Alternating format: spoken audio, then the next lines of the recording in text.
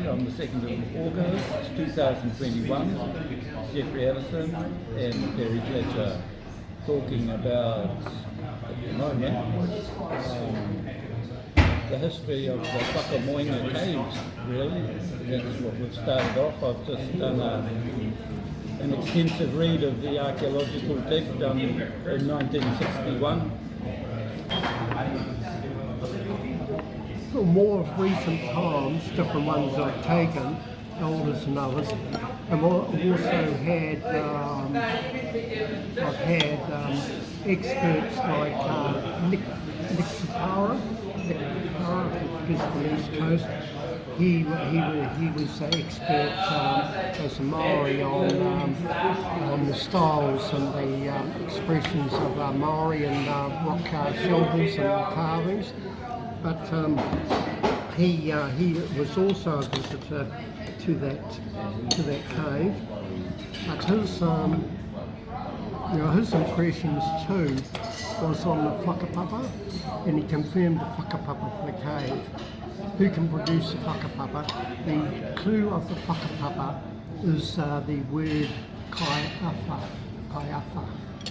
and kaiafa is also associated with ancestrally to places like Paporo and others.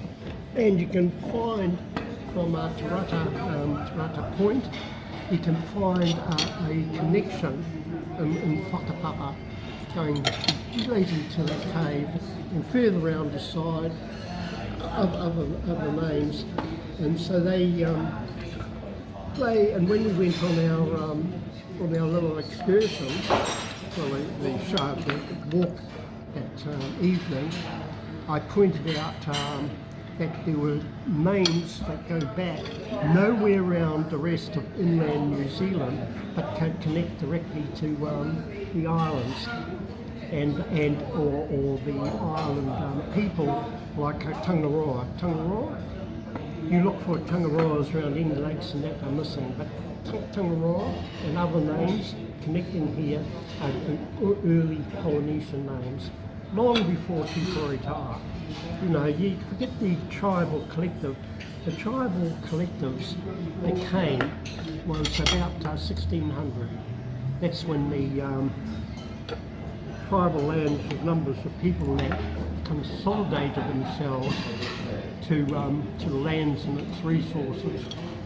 That saw the original traditional boundaries, tribal boundaries between Arawa and Kainui and other groups, and even the early groups coming up from Taranaki that taught within the customs of cremating their dead.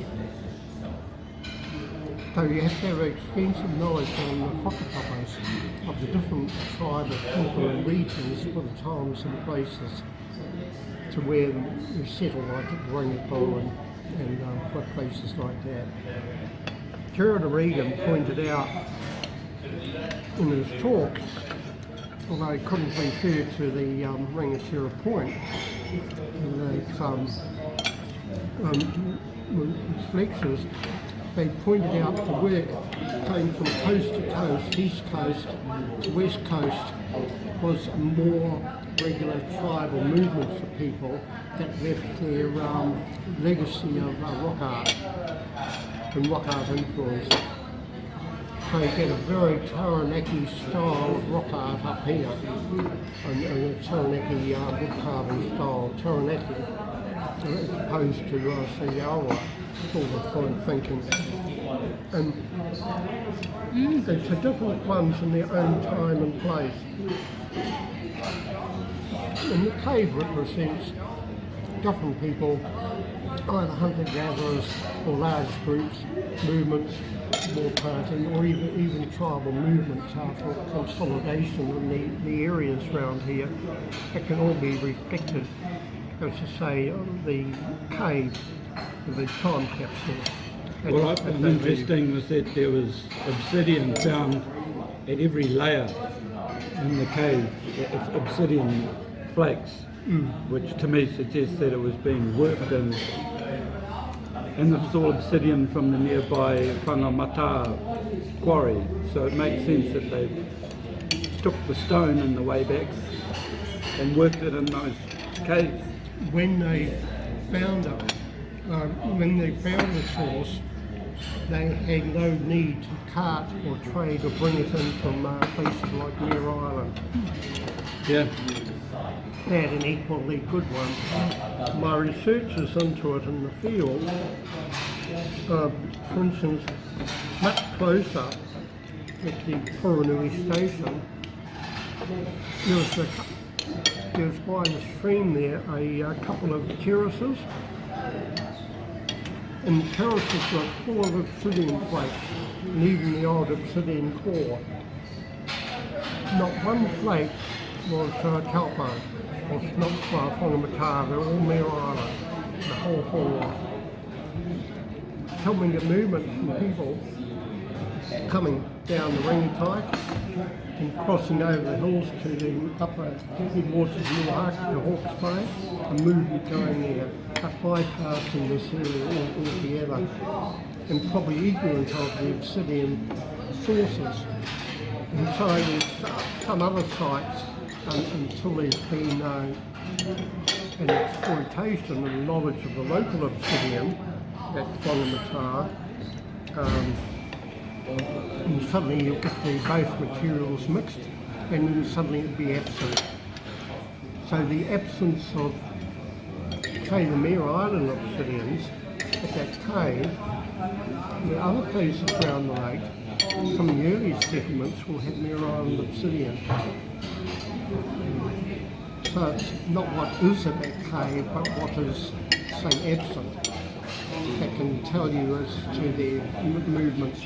The caves represented the oldest places, ancestral places, because they didn't just come in there. They got a romanticised story of, the people, navigators from the canoes, and they're leaping out and they're rushing to the middle of the island and they're establishing their things. And time and place didn't work out that way, and nor would they do it. Leave the good resources. Exploration was slow and cautious and deliberate initially. And once that was found, and they brought in their tools, so like a place at Taupo, a moa hunter campsite, open plains, undefendable area. There was no need to have the bar sites and that. Everyone hunter-gatherers, there's resources for everybody. So do you know what happened in the why all the old past sites around Whakamoenga Point, and I'm talking about Puranui and Okuta and Puri, those three in particular, do you know anything about their history and why they came to be deserted? Well, the idea was deserted. There was a massive population up here at one time, and huge population. Now is this Ngāti Hotu? Ngāti Hotu, where no more than a branch of the early hunter-gatherers. These are pre-tribal. Get back to Tokoroa, the people came in there as a group and they brought in archaic adzers, typical of South Island, the earliest type of archaic stone tools, nothing to do with the classic culture or anything else. And they met at a certain place, they set up their camp, and they go away for days, and then they come back, and they use the landmark to congregate on, to congregate in. And with all that, we've got the photos, negatives, the excavation reports, and that actual negative in photographs. And then Tokoroa as a town came and grew like topsy.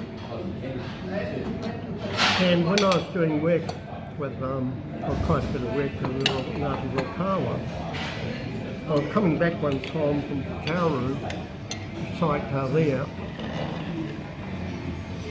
I said to Phil Ringhorn in Northland, got engaged to do some work.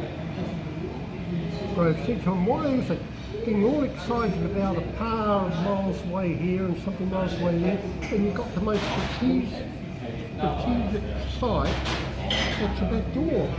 Just come and walk from the trust board officers. Didn't know anything about it. Now, that little comment, the land has been bought, it's been boardwalked, it's been signposted, it's been blessed, it's set aside as my reserve, public access, walking access from the football fields. What do you think should happen with the Whakamoenga Point Reserve? Because it's just come back to the council for them to, in effect, the ratepayers, us, to in effect be the kaitiaki tour. So how would that look? Do you think it should be different from the way it's been prior to that for the last, say, 100 years?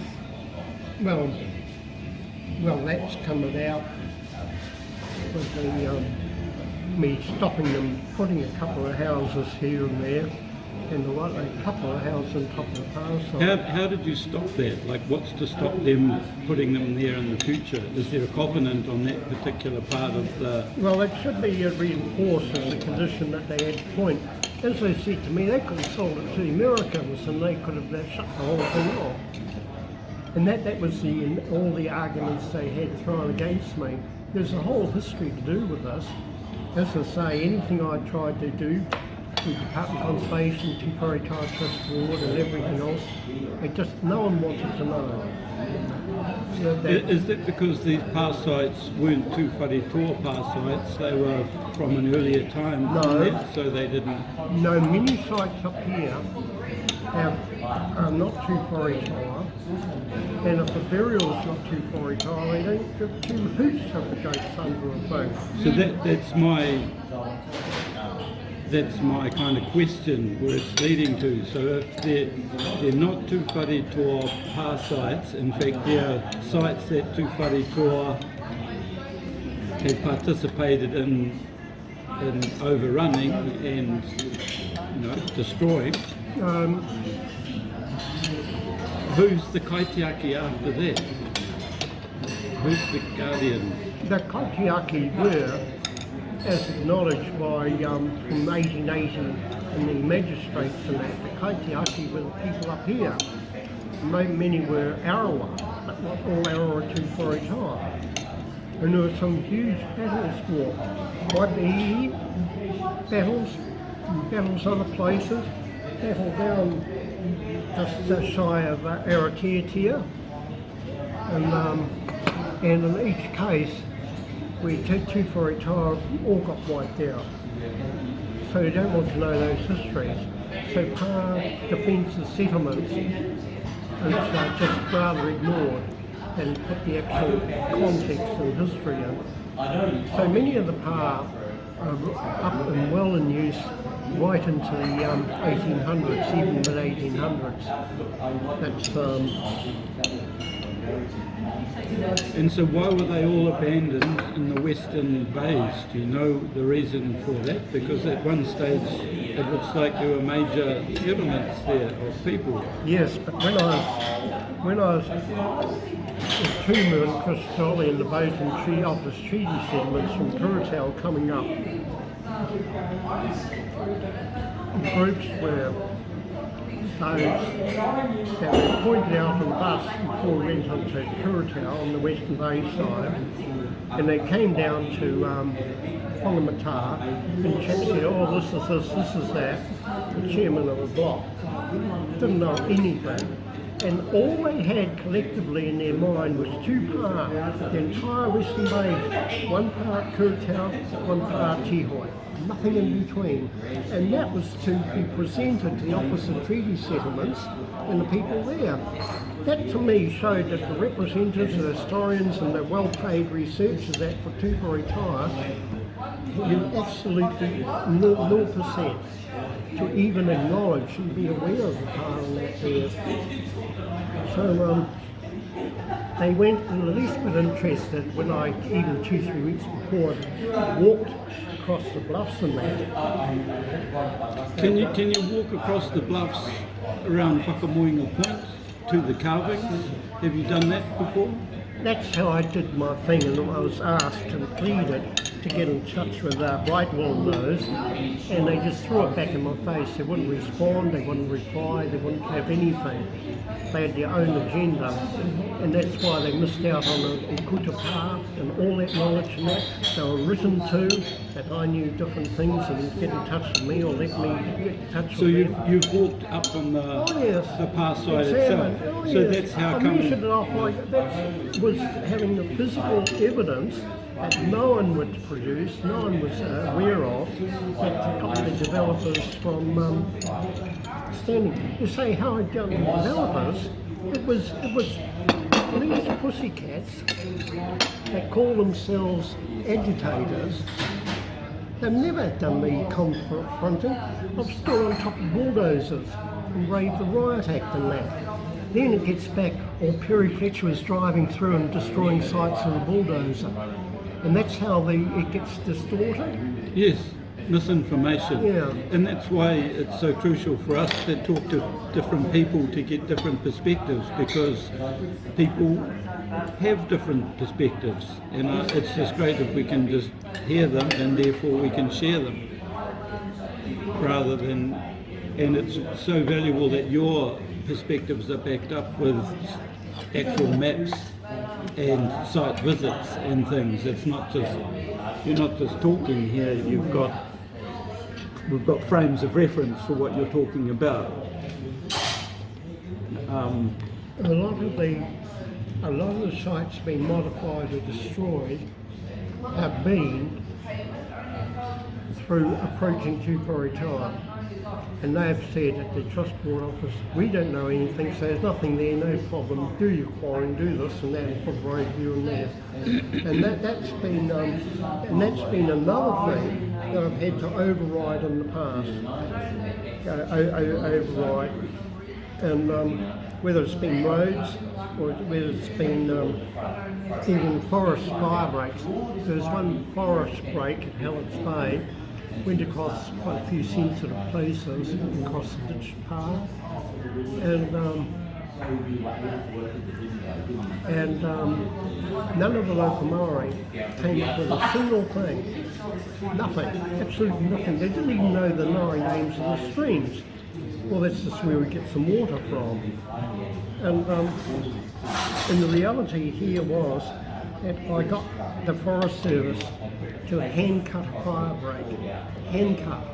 No machinery or anything. And one time when they got a bit behind, we had a weekend or something, the boys from Ringapo, out, or cutting and that from the vehicles and that. But it was all neatly hand cut.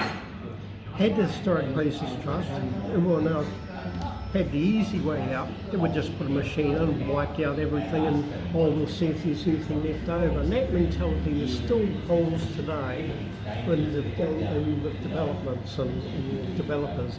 Or we'll clear the land and then we'll see what's left. When you got the Okuta Pass site set aside, what was there that you talked about evidence? What was the archaeological? Well, I also got that there were hut sites, just the sites now been modified, never been investigated. If you want incompetency and everything done wrong, get an authority and a contract archaeologist and an authority to scrape around in places that he doesn't know.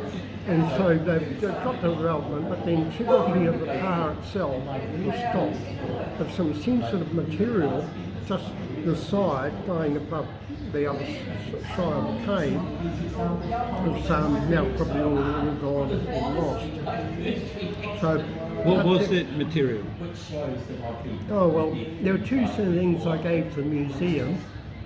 One on this side of the car was a pumice bowl, probably pigment container bowl, pumice bowl, nicely shaped. And on the other side, the Okuta Bay side, a aerofotta. And the aerofotta was in for ages at the museum here. What is an arafota? A step a ladder to a pātaka, a storehouse ladder. And that was from Okuta Pā. That was from the, not the Kuta Pā, it was from the settlement below Kuta Pā in the Kuta Bay. So there was a settlement in the bay as well as up on the bluff. A high, tall palisade settlement. And the water? No, the water's raising the control gates. It's raised. It's submerged a lot of places. It's submerged old gardens, cultivations, everything else from 1942. Is that where the Okuta reeds would have disappeared because the level, because they were semi-submerged anyway? Because I've noticed there are no Okuta reeds in Okuta Bay anymore. And it makes me think, why is that? Well, last of that great Taupo things for the thatching and insulation and that, and even making garments, the wara or the quilts, they were down there at the boat harbour. And I pleaded for those to be saved. Can't find them now. Don't stop progress, don't stop the boaties and that. What's been sold has been taken. I took trustees, I took my representatives, Ngāti Hotu rights and that. And no, so that was a local important vegetation that was growing here. And not too long ago, when everyone was about culture and say this and don't do that, but push comes to shove, nothing gets done. And just along from Okuta Pā, have you been and walked on Huri Pā site in the middle of the bay, on the foreshore? There's been one pā under Grace is a fictitious one, another pā. No, I've done the burials, I've done these sites, I've done the features, I've done the mounds, I've done the defensive works right through. But where's people today? Where were people 10, 20, 30, 40 years ago? There's, and that was my own time, my own pocket, my own sacrifices. I think a lot of the issues are, and you talk about people not even knowing the Māori names of their streams. There's been such alienation from people to their own lands that all of that knowledge has evaporated. The people I'm talking about, say at Hellett's Bay, the ones that were raised there, were raised there. Because Whaitaima's whānau has whenua in she's one of the owners in Hellett's Bay. We've never been there.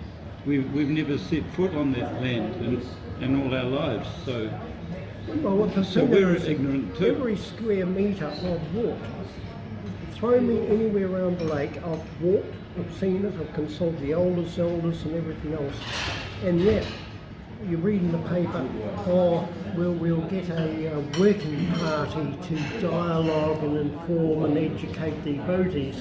Now that's just do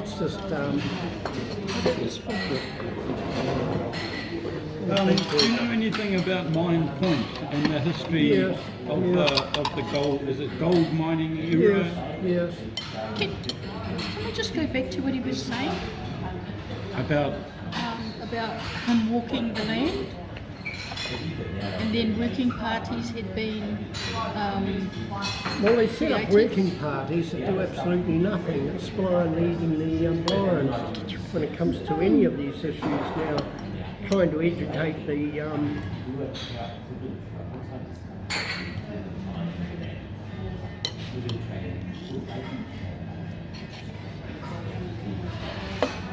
look, it only takes, now the Maori at Hallett Bay side, the Ham family and others, the Hallets and others, they've raised up, brought up through all their lives.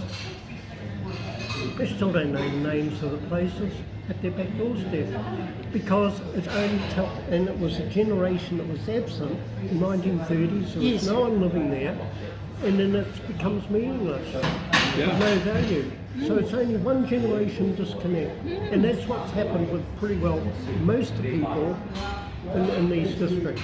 Maori families at Tānu and Tūkarawa have had that disconnect from their lands, and that generational disconnect. Our family as well. But you can reconnect. That's the thing, and the hope.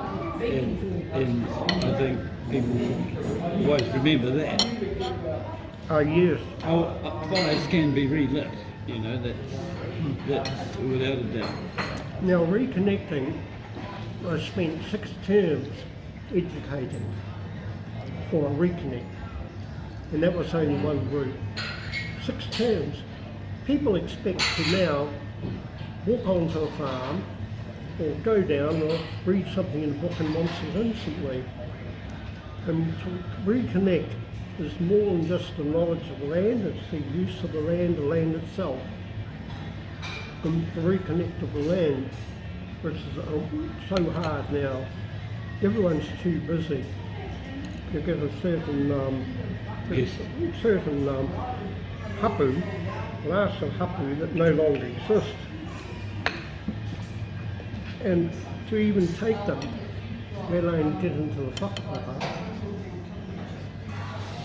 they're all too busy as mothers, then as grandmothers, and then taking on their grandchildren's children and everything. All too busy, all too busy. Well, all those they made time. It was part of all connecting. Now you've got a different mindset of connecting with people, all enthusiastic, but then it's the time commitment. There's always something more important and more pressing.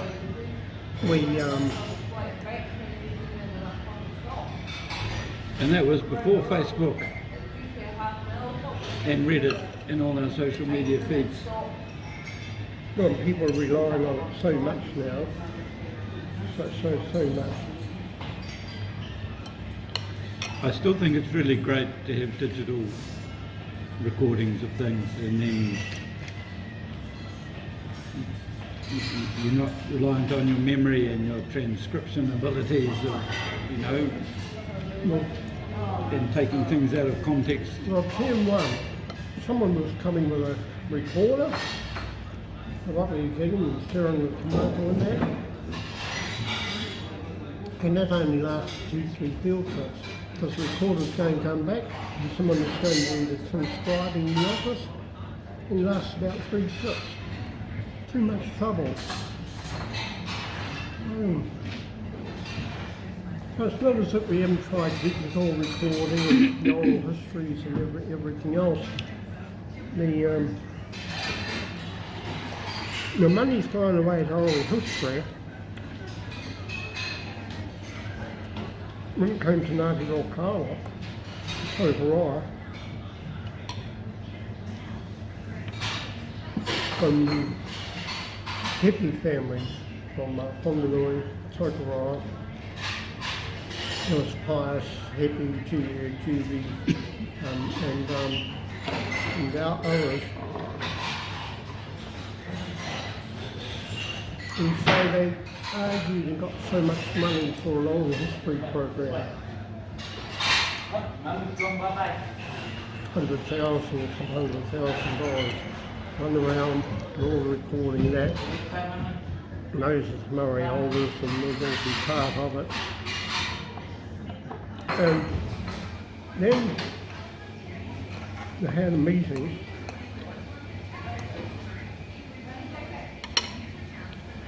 Myself, the forest company representative at the Tauru, House at Tauru.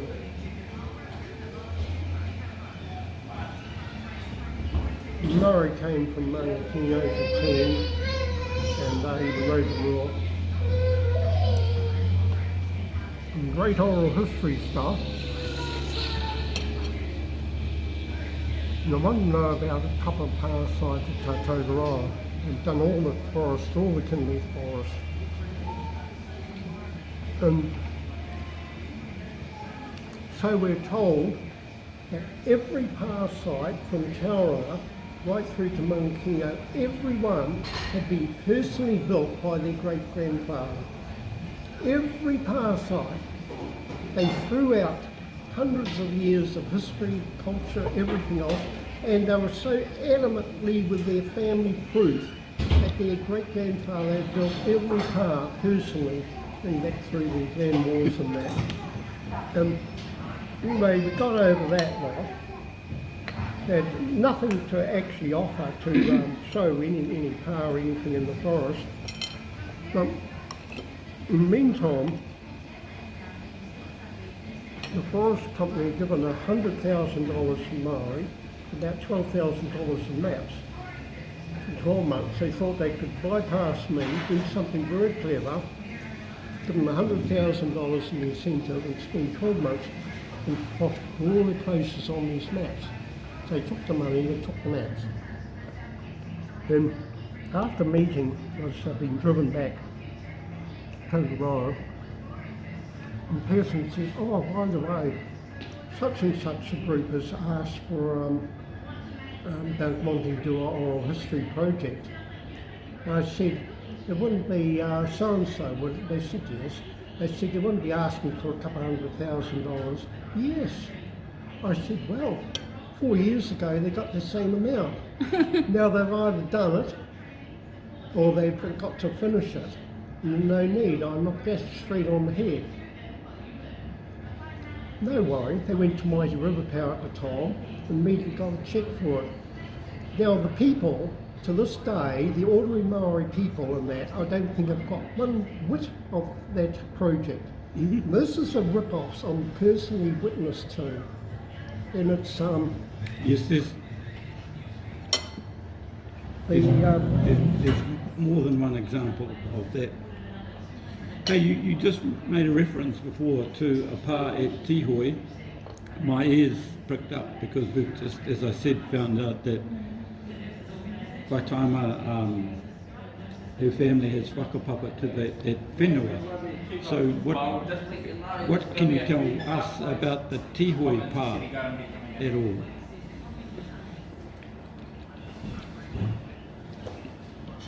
Why haven't they over the years, and I dealt with Warwick Burgess and the Burgess family, and the Burgess family are the ones that had the original roadman past, the trading post. I got papers and that from them. Their Molly Burgess's husband came in late 1940, and he put in the extended the rail track route for the Taupo Timber Company. When the land they got was a 5-mile length of strip of land that included that pa site there, and that Tutamoana pa was Tutamoana, yeah. And that pa was visited late in 40 by one of the Diefenbach. Is it a foreshore pa or No, up on the hill? No, it's a cliff walk. A cliff walk with a stream at the base of it. Now I worked with Warwick Burgess and that, and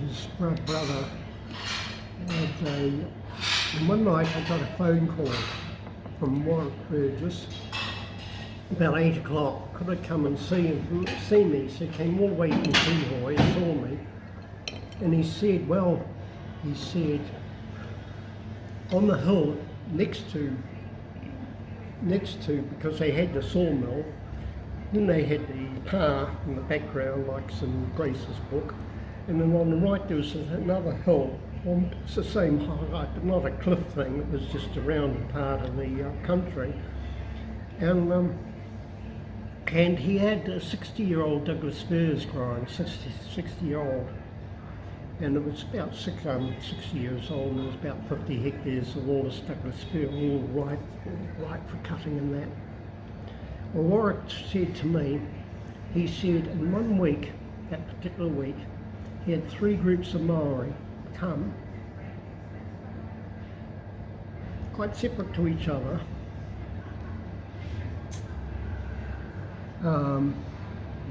This land here is sacred to us. It's got burials in that. You swap the title for us. It's only confirmed exactly to the limit of the last mature tree to grow. And you take the title, else if you don't give us what we want, we'll take it to tribunal. And he's a private person. But these are the threats that were being made.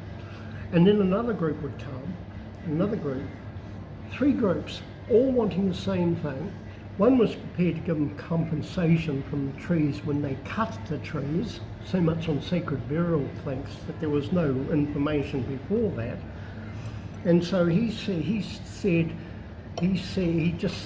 will you contact Perry Fletcher and he'll sort that out.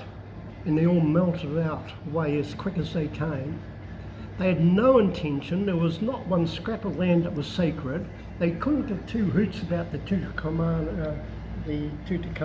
Pa and its history, and it was just for a money thing. So one was trying to race in to get to the other, but the palisades from that pa were still in fine condition in 1940 when Warwick Burgess's father came, and they came and put all the palisades to make the main area for the Auckland Museum and the Maori Hall. Those posts came from the Tutankhamun Pa. But the pits were beautiful, thick volcanic ash and beautiful state preservation.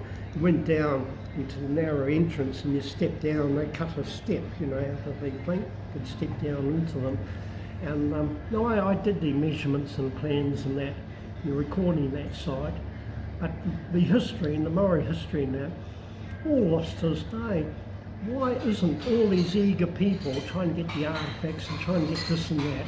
They're not interested in the place of the history, and yet more recently, as I say, with Tumu and those under the treaty claim things, took office treaty settlements people and pointed out the pa, then had absolutely blank, not a sentence of history information for all Western Bays, right down to Kuratau. Yeah, that's what I'm just trying to find from any source. History on the pre-European, and that's, we're looking at 500 or 600 years. It's not a small amount of time, it's a large amount of what was going on. Why is it you're always blocked and people don't know these things? Is because it wasn't theirs in the first place. It belonged to other tribal groups. It was all under the control of other tribal groups. It was attacked by the Hawke's Bay Maori. That was the last attack, but after 3 days they gave up. But they were sitting on the same hill with these trees and taking pot shots at the pa, having Which pa? Tutankhamun. Tutankhamun. Yeah, so the hill next to it, you could get a nice line of fire to that level, and so if you had a musket. So is that pa side demarcated to this day? Is there any evidence? I mean, are there signposts? Is it? No, How would you know? Historically, how do I know I've measured it? No, not you, but how would I find it, for example? Well, it's now sort of blocked off. They've got camp. They've got a camp by it, Outward Bound Camp. There's a collegiate and Outward Bound Camp, Yes. just where the timber mill was. Okay, that's where Brian and Jan worked many years ago. The sailing camp, they used, yeah. Well, that sounds like that place has got a lot of history we need to find out about. No more than 100 others in my head. Now, I personally hold a knowledge from the upper headwards of Whaikamoenga to Karapia of 1,000 places. But, that's not Tihoi, that's not Rokawa, that's not this and that. So they do not take the cultural Maori values, they still have to put in little compartments of their own little interests.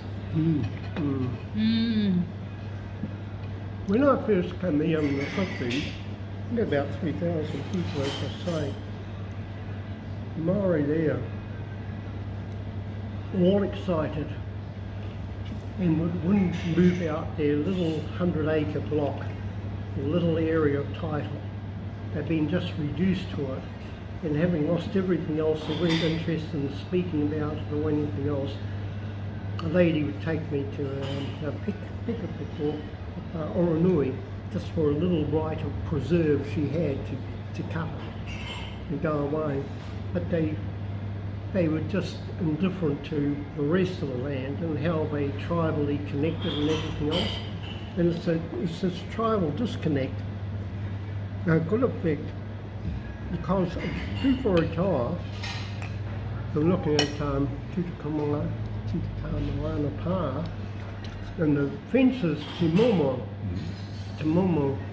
been scrapping up the Waikato in the 1820s. He came back and tried to rebuild his fences, and the fences were attacked and they were burnt down, pulled and burnt down, and that was at TeWhare Pa, across from the Kakaho, TeWhare Pa. Yeah. And they burnt the fences down there, and then there was an offset because the paramount chief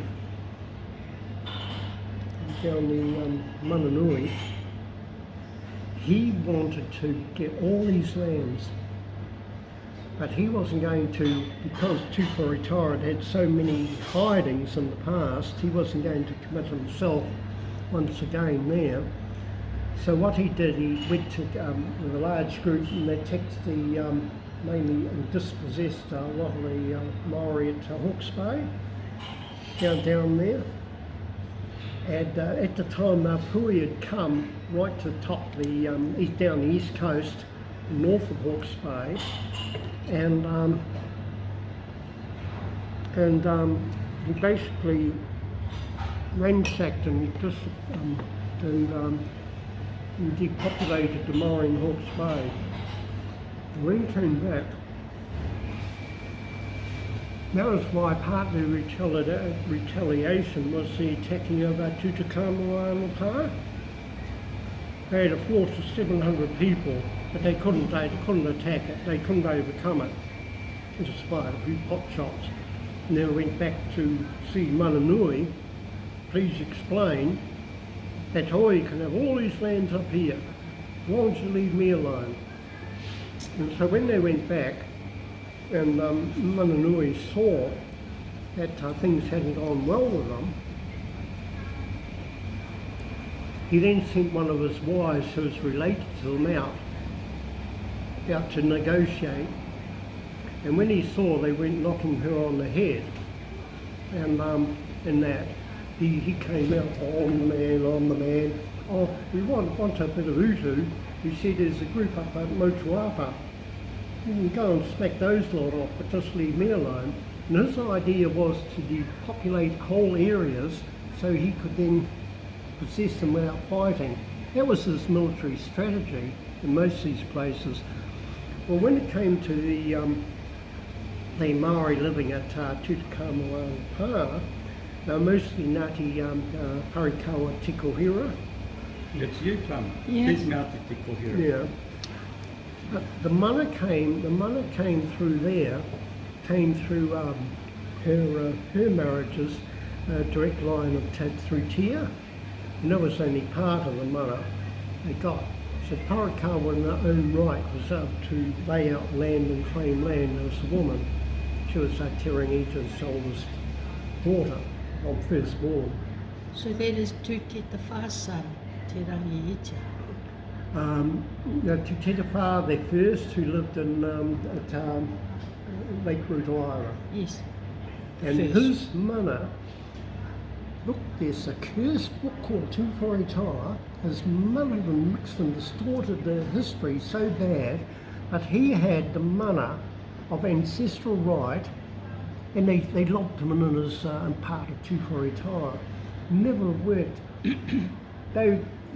The sons of Tuhua under Rongamai, under the name of Rongamai, were still trying to fight and carve their way against Ngāti Hotu.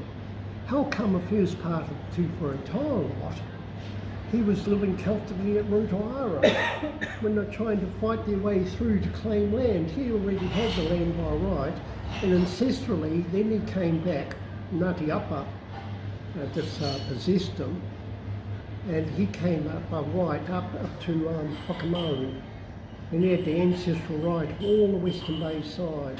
Do you know when approximately this was, like time-wise? Oh, that's about 1600. 1600, yep. About 1600. I'm just And- trying to plug in into Yeah. the timeline of, and I take it from 1345, from when people first got to Whakamoenga Point, that it's, you know, there or thereabouts, as to the flow of where people were living and when, and why they're not living there anymore. Is there no one at the pa at Tihoi? Is it completely abandoned now? There's no one been in the park since the 1840s. Has it been abandoned that long? Oh yes, most of them have. But So were they overrun? Is that why? No. Or they just... treaty did away with the idea of little fortified powers on the hills right throughout the country. Mhm.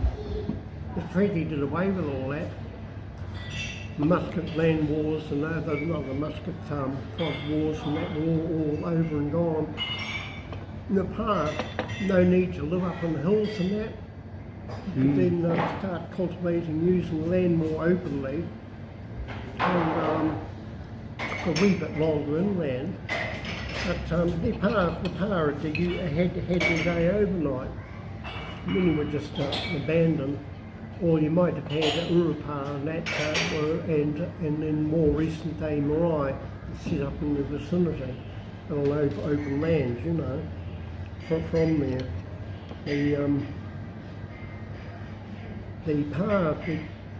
Now a whole Western Bay was dominantly of under Karingita and descendants of Parikawa, but for strictly Tūwhaitaira as a hapu, of all the hapu all along the Western Bays, up Mokai and that, none of them were Tūwhaitaira.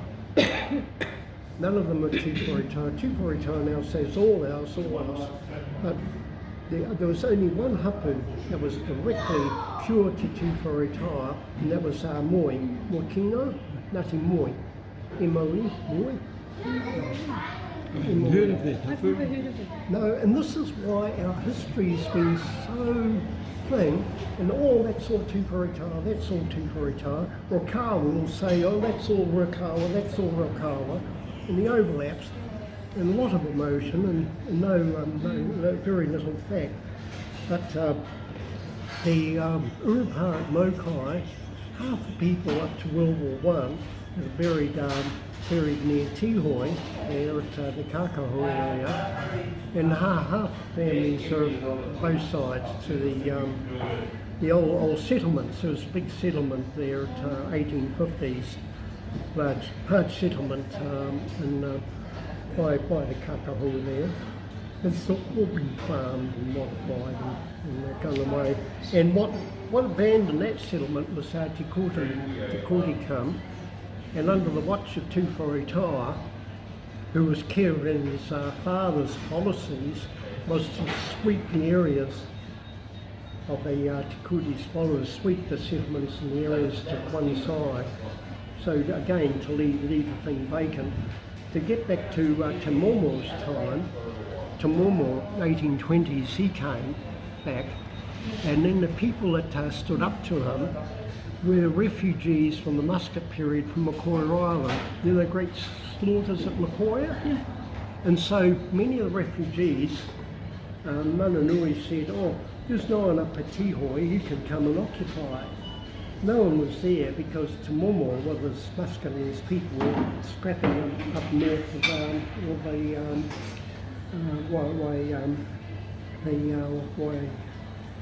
Waikato Maori. Sure. And when he came back to occupy the same place in the old power and that, he found all these people were here. So I'll leave well alone, I'll build my fences, and then they came aggressively and ran his fences down, which had standoff. And this is how many people had come, even just before 1840, and displaced.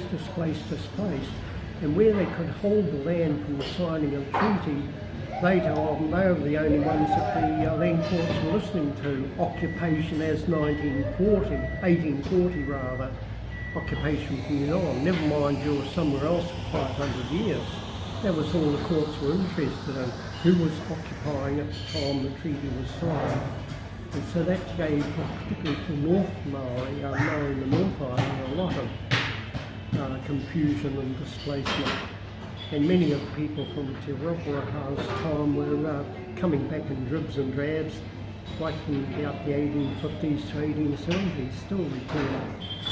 Some never made it back to their ancestral lands, and they were blocked off in the later court decisions. So it's And Pewa te tomo? Pewa te tomo? Piwa. Pewa, He yes. was a prophet. The prophet you're talking about? Yes, Yes. So I know what I know. yes. So you've been to the cave that he lived in, because you went with us Yes. to Pewa's cave. Is that all you know about him? Do you know any? He's Whaitaima's tupuna, so anything There were all Maori Maori all Maori had a lot of information about him, and personal information, but they never put in writing. And they'd only speak in Maori. They'd speak for hours, but Piwa was the one who was responsible for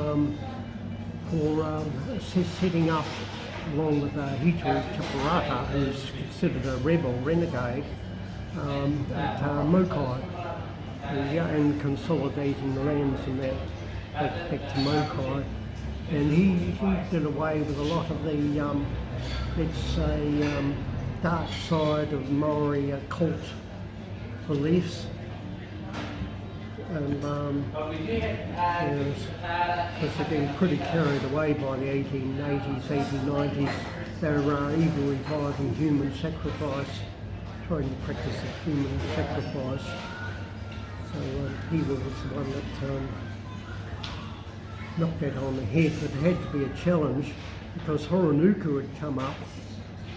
Horonuku had no mana over land north of Pukawa, or Maori actually. He had no mana at Pukawa. And he actually said, when in the 1880s, when they wanted a lease land up to Korangahape, he said, as the paramount chief, I've got no mana or say or jurisdiction to authorise any of that. So once again, true to Whaitaima, were kept down just to a few hapu down the end of the lake. Wow. There. And that's, but everything, to get the perspective and the balance of history and the whakapapa on that, you've got a great history, and that history was only the preservation of people. I've spent days next door at the Waipapa ward office up here, and when people will claim this, claim that, and I said, no you don't, you're not the side of Taupo. With the others, we've worked on for days, we've seen their grandfathers' handwritings and everything else, and with that you got people and lands and that. And what I had to break down was the idea, we're Ngāti this, we're Ngāti that, we're Ngāti something else. And I said, you wouldn't have survived 5 minutes as a single hapu. It was a collective links, Maori political links, that held you together, that cooperated to build these big pa and defences and to man them and that. And that's something that's started to be lost. It's a bit like people, well, this is our land here now. You're postage size stamp of the whole sheet, you know, and cling on to that. And that's where a lot of hapu, they have divisions and differences of opinion on that. Right, and from hapu to whānau, and go back. You don't have to go back too far. And where's the difference? They were to talk about now we're all one people, we're all one people. When it comes to issues, particularly commercial and other things, they just haven't got they haven't retained the focus on what was pre-treaty Maori and pre-survey Maori for land and movements and right of movements. They could get people happily moved from coast to coast with impunity. Was that answering you? Thank you. What was the original question?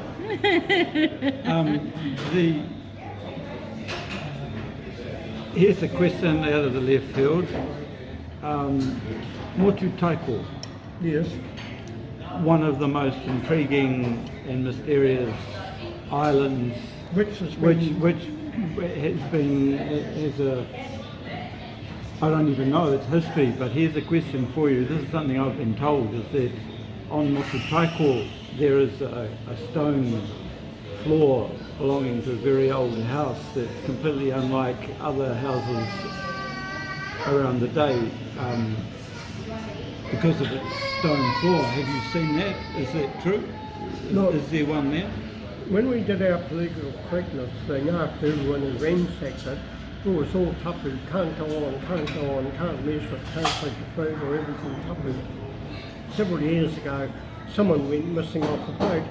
And Lawrence. They scoured that island for 3 days. It wasn't tapu then, but you're not allowed to put a foot on it. Now where does that suddenly come about? When people in the 50s could freely come and go and walk all over and willy-nilly. Yes. So there's no consistency in practice and observance and enforcement. But that has got stone walls. It's got stone walls and stone defences.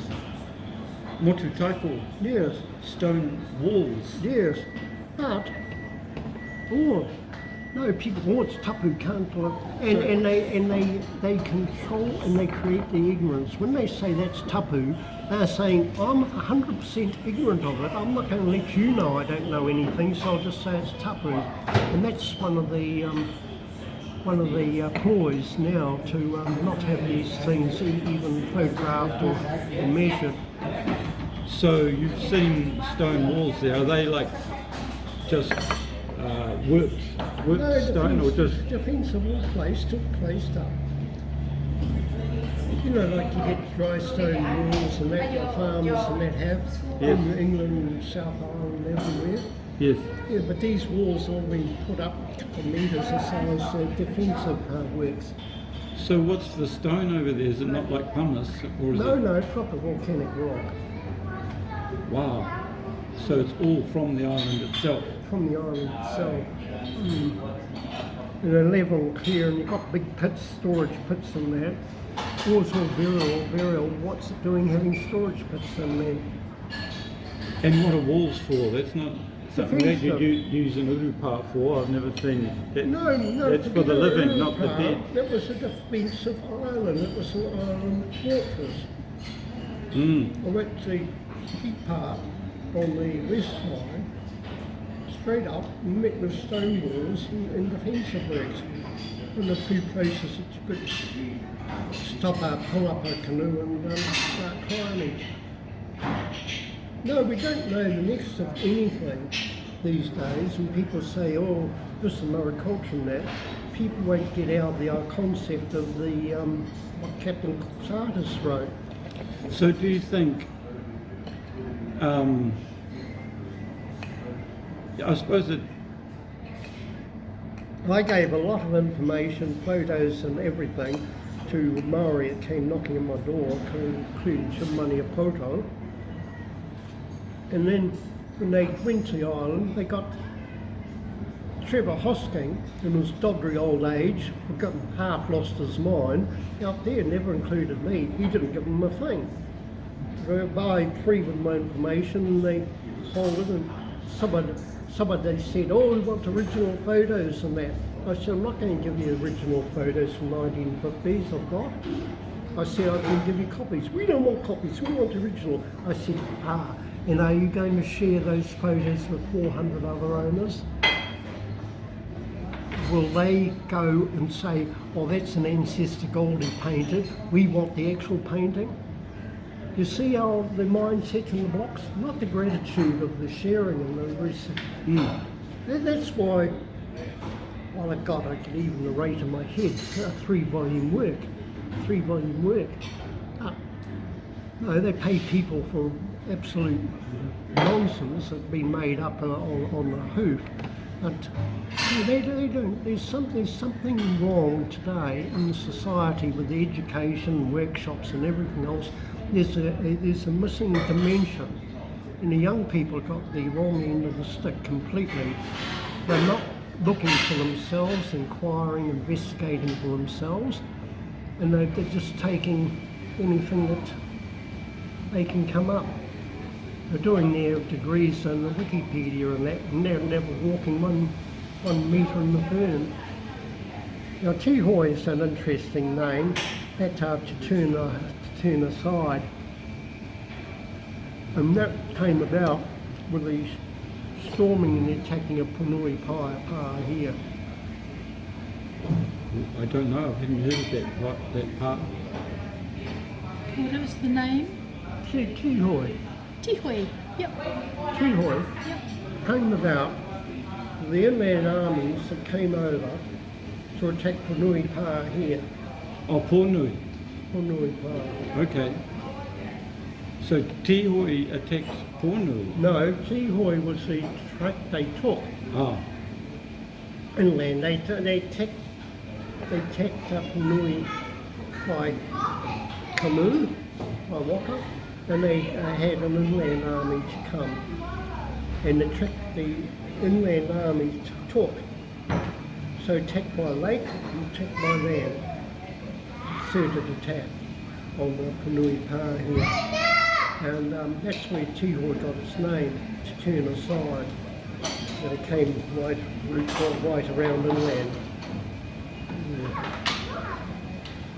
So you can't just grab a name even with a cave, because it links up when the whakapapa links up with places, movement, people, time, places and that. So, Nice explanation just there.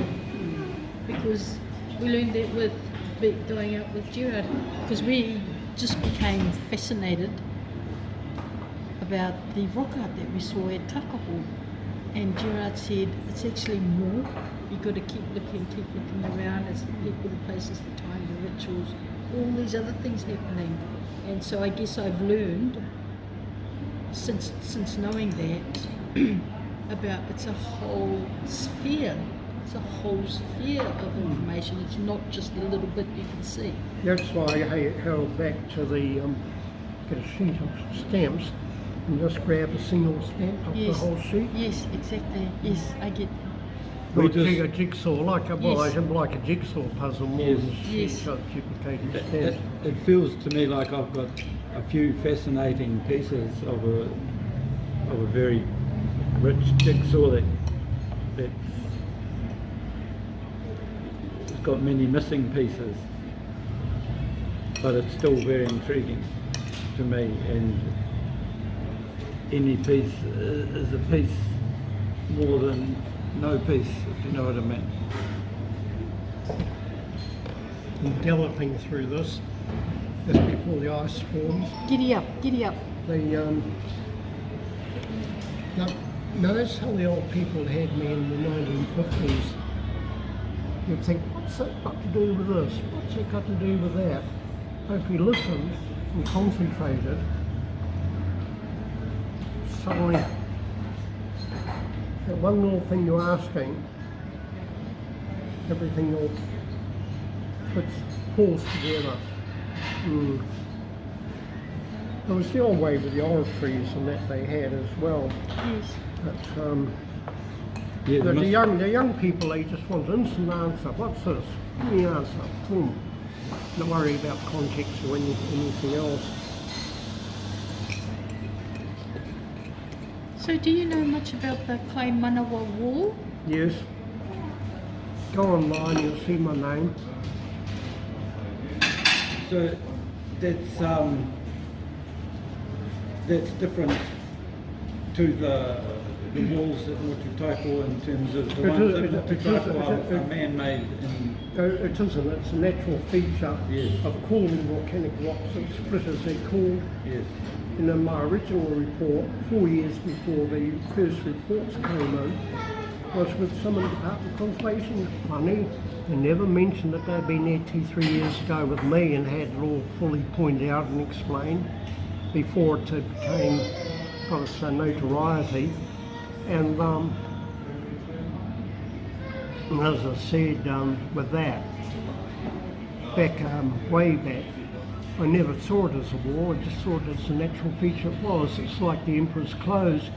So I had one chap in Tasmania, calling himself an astroarchaeologist, saying, oh, he's saying, actually, he said it might be natural on the outside and correct in that, but the pyramid's actually hidden inside. I reckon he could see this pyramid. This wasn't Barry Brailsford? No, Barry Brailsford just came after a lick of publicity. Barry Brailsford came down a long line, what was this Whaitaima Nation, and that his first book he brought out was The Tattooed Land. Yes.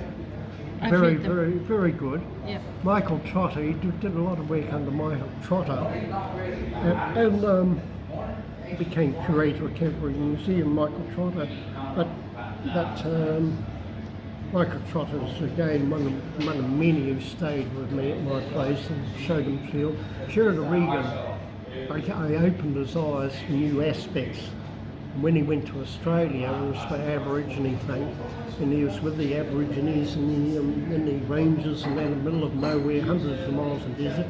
He said, and that up there means this and that. They didn't even know, never even looked up there. So that was part of the wider perspective of being focused on something that looked big there. The Communal Wall, the first groups that contacted me was Captain Bruce Cathy, NAC pilot. Never heard of Captain Bruce Cathy, NAC pilot. He made world news. Flying around, he saw a UFO. Then he wrote 3 books about. He got a basketball or soccer ball, and you know how they're stitched together.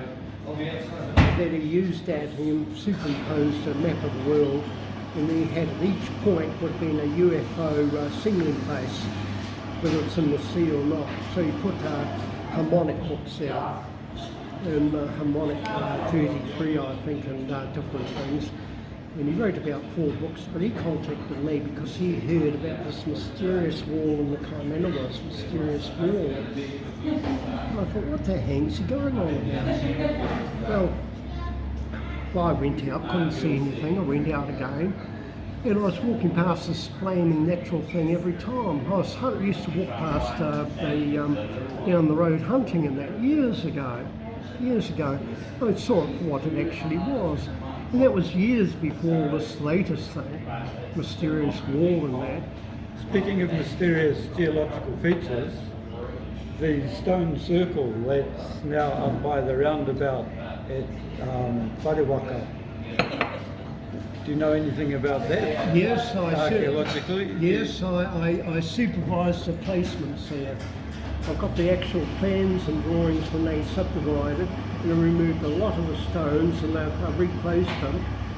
And since then, astroarchaeologists and that, even down our lake, the councils put stones under the line, they've carefully gone and measured them and taken the compass and everything else. And they've been placed there by council workers? By council workers and others in clearing. And I was with the landscape gardeners when we were putting those in, because one time we came back from Turangi and he inspected where the workers were posted, and he found one of the workers putting about 6 trees in just to save time.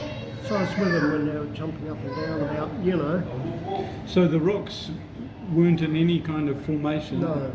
they were just, No, is that how they'd come out of the volcano, or, you know, how they got to be there? No, a lot of the ones were just exposed and rolled and that with volcanic displacement.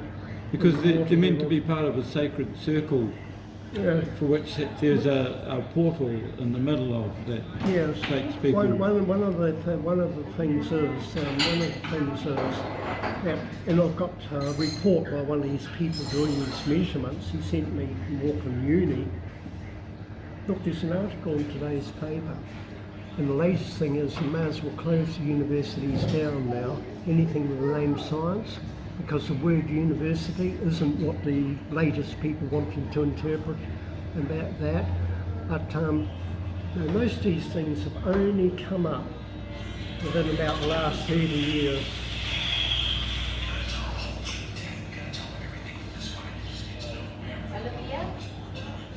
Well, that's interesting to hear that you were there when the stones got placed. I got placed with machines and the movement and that. And there was one place down there near Texikapua's place, and someone was carefully measuring up the stone alignment and then claiming overnight been there thousands of years, when it was so hardly placed there a year before. People, even Jared, if he sees a rock in the paddock, he thinks he's in limestone country in the South Island. Oh, must have this, must have that. And I told him the whole placement. In his lecturing address, he missed a whole area of rock carving because it doesn't quite fit into his neat presentation. It's still Maori cultural. Which is that? Those area? Those are the Polynesian-inspired, direct Polynesian-inspired relief carvings. He didn't even show or indicate Where are them they? at all. All what's I've recorded at the I've shown Jared, but no, he was just overwhelmed. So he just based his degree and thesis just off my kakaho reports, and it's just a comparative thing that was known in the island. But he did find a lack of Hawke's Bay and lack of carvings or paintings in Northland and other places in the region. When you say rock art relief carvings, are they ones that have been painted on? No, not carved? Is it like the ones at Murupara, you know, those ones? The canoes Yeah. with the spirals on the side. No, they aren't relief. They've been done mostly in softer material. You could even do it with a stick. You know, very soft material. The oldest ones are a different style. But Jared doesn't see the connection. When I took him and his boss from Auckland University, he didn't see the difference, quite difference in style. Other ones were done on much harder rock than the big ones. We'll focus on the big ones, ignore the little ones side of hard rock, and they were delicately done ones in quite a different style. Well, it'd be the oldest there. But Ngāti Manawa now taken over on the tourist journeys, and they've just made up everything. You know, with their busloads of people and that. But it's they didn't even know they existed in 1926, 27. I spoke to the official who was reported running out. He had a little office when they were doing the planting in the 1920s, and when it was reported to him, he was taken by a couple of workers, and then he reported back to Telegraph to Rotorua, and they got Sir Peter Buck, the ethnologist and the expert, you know, and he came over, and you may as well have given someone a spade to dig up potatoes, because Ngāti Manawa know nothing, it must be pre-Maori, and therefore we'll find evidence of tools, still that same thinking, pre-Maori, and there were hungy stone and shell and that, but he had no finer points of archaeology there, but Peter Buck was the one that they got in. That was about 1929, I think. Peter Buck was digging the cave looking for tools, evidence of pre-Maori, because Ngāti Manawa didn't know anything, and neither did they, because they were never there. It was never in the award, it was never the area of occupation. Getting back to the Okuta and everything else, you know. So you got a distortion right from the beginning. Can we just go back, because I don't think I've got a satisfactory answer. When you said you got some subdivision stopped at Okuta Pa, That's right. how did you achieve that? Like, what is there a caveat now put on that part of the land, you know, or what's stopping them doing it in the future? Well, as far as I know, it was just a verbal commitment, no more, because they could not lock it in with the council, the Taupo Museum, the Department of Conservation. It was all on private land, for one thing. It was away from the water, from anything Taupo Museum had. Department of Conservation, they went to the lake edge, and they wouldn't put one foot on the land. When I took the dock officer to the gates there, he refused to go into the gates. So what was the point of wasting my time and picking him up at his office and turning up there to saying, and I had that with planners and others, they'll take you to a gate and, oh, we can't go here, it's not our jurisdiction. Why don't they tell you that at the office? I'm dealing with government departments, local authorities and that, with a pack of childish, politically correct idiots. And I hope that goes in print. Because they could write a book without touching on culture, historic place and everything else of the amazing incompetency of authorities that are supposed to be charged with applying regulations. I've had to, even to lawyers, and these people quote legal points of law and that out of my head that they're completely unaware of, and it's their job to know and apply these things to see they're done. If they fall on their faces, they just walk away as if it wasn't happening or didn't happen. I know. Down to Lake Edge. But I still want that reserve exclusive green strip from the water to the road. You know, just keep this permanent thing where they ever subdivide the rest. It would be nice, wouldn't it, if it could be achieved? That's why I worked on a 30-acre lease thing, and now lease is expired. This for here? Yes, and a 30-year lease for all this block. All this block, 30-year lease. And now that's expired. That's why the first thing trustees have got no more money from the Department of Conservation, so they blocked the road. And now they've had to pay the agreement, and now the ratepayers' expense for the district council can party. Is this that $75,000 a year to maintain the walking track around here? It doesn't need maintaining, it just needs to be walked with a machete once every 6 months. That's what I thought. It's an inflated block of rubbish. Yes. And we're paying for it. Yes. Whether it's Maori lease land or private land or anything. What we saw there last time around the cave was the jasmine is taking over in that area, and that needs to be knocked on the head, I would say. Wow, so that's the oldest map we've got of that side. Yes, I might have something here. I spent a week at my own expense at the county records office, and I went all round, every tide around the whole lake. And there's no one in Taupo Museum, no one in the office that have ever bothered to have half a mind of doing anything. So this is all part of a much bigger map, isn't it? Tauhara 5, that came under Tauhara 5. Oh, and wow. that was the payment. This was payment owing to Mitchell. Do you know his for full... the lease work he did at the Tauhara block. Do you know his full name? Because I tried to find... Henry Mitchell. Henry Mitchell. And his son succeeded him, half-caste Maori, Ty Mitchell. Ty Mitchell was surveying to 1920s. 1930, he succeeded Mitchell because Horonuku would refuse to pay 3 years' work that Henry Mitchell did for the Taupō TeWhare block, wouldn't pay him after 3 years, and Henry Mitchell went bust over it, thanks to Horonuku, therefore, but he gave evidence in court, particularly for the Tauhara blocks and other places, of the Maori he was with and the boundaries that he was pointed out, just to confirm who he was pointing out to him. Why do you think, if this was an ancient car site, that it was allowed to be given away like that?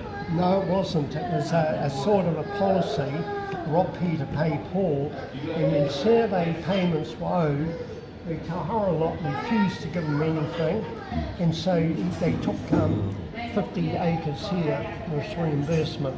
And did they not know that it was historically significant land? It didn't mean a thing. It didn't mean a thing in those days. Wow. No, it didn't mean a thing. The Maori who got this here, got this back in the 1890s. It was transferred title to people, families like I know here, were survivors of the TeWhare eruption. So going back to Te Mungu's time in 1820 for the musket wars at Nicoya, a similar thing happened. The dispossessed people were given use of this land here till Murukurua. That's why people have come here yesterday, our land forever. And who's done the homework for every land title? No one's done it. They're all in their little offices and their little family areas and groups, and they don't look over the wider picture. That's why universities, geography departments and that, they don't teach the ABC basics of anything. It's great for you to have these records. Take that paper. Oh, thank you. Wow, we're getting more and more in-depth information. But these will give you key to looking into title history. These will. I'll probably look at separate title history myself. Because I did ring Māori Land Court's records, and she could only find information about the adjacent blocks. That's right. Not this block itself. That's right.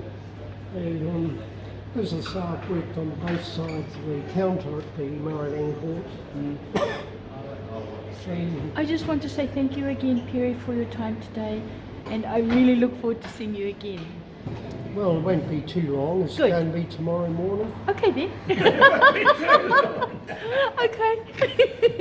See you tomorrow.